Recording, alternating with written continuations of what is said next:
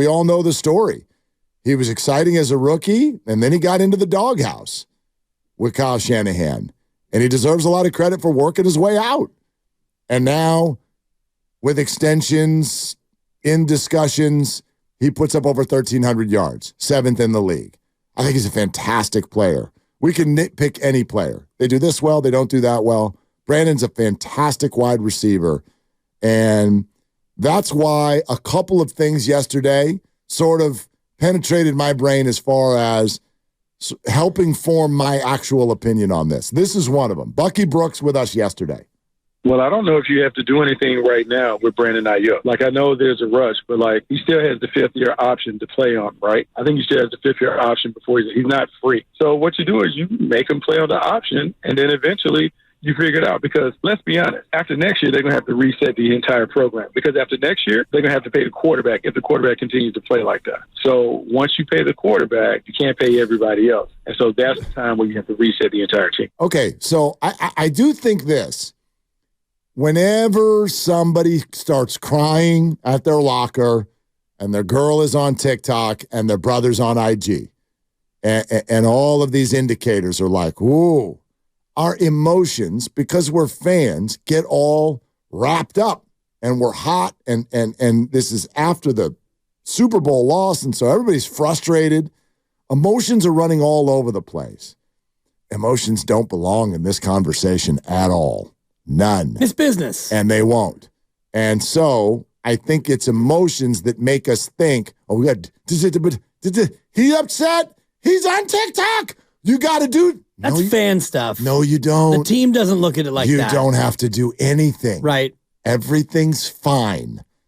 If I'm the 49ers, I prioritize this guy, but I'm not in a hurry at all. Of course not. I mean, when did Bosa get signed? He got signed in early August, mid-August? Oh. It was like late August, early September. Wasn't there like a game in 2 days or something? It was a preseason game. It was the final preseason game in 2 days. I believe so. I thought it was the Steelers game was in 2 days. I thought that it was the final. I'll look at it. You might be right.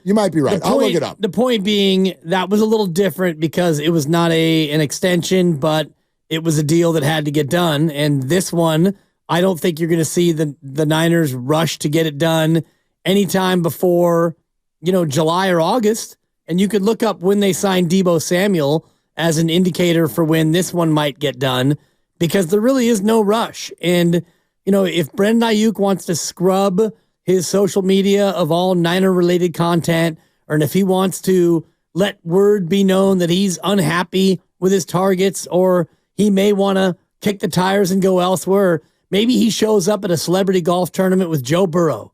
It's like, ooh, he and Jamar Chase are out there playing cornhole someday in June in Ohio, and everybody, oh my God, and we all overreact. Neither side is in any great rush to get this done. Yeah, I agree with you completely. By the way, what was the date of the Niners-Steelers game?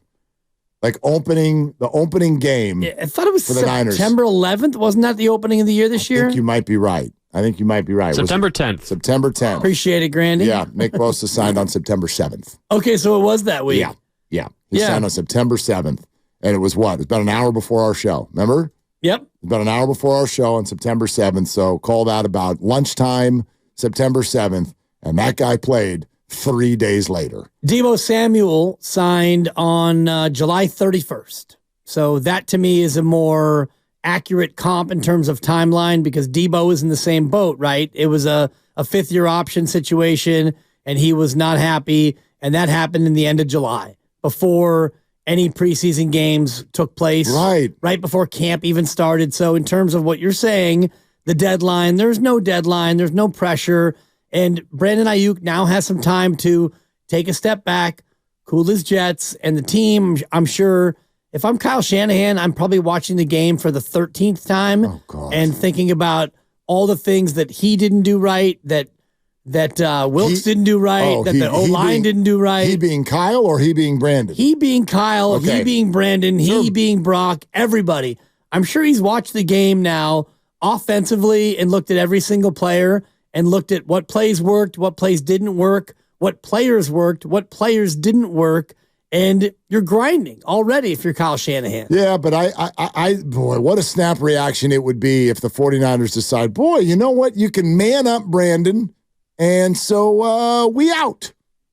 I think that's a wild thought. I mean, this is a really good receiver, and I do not subscribe to the theory that Brandon Ayuk cannot beat man coverage.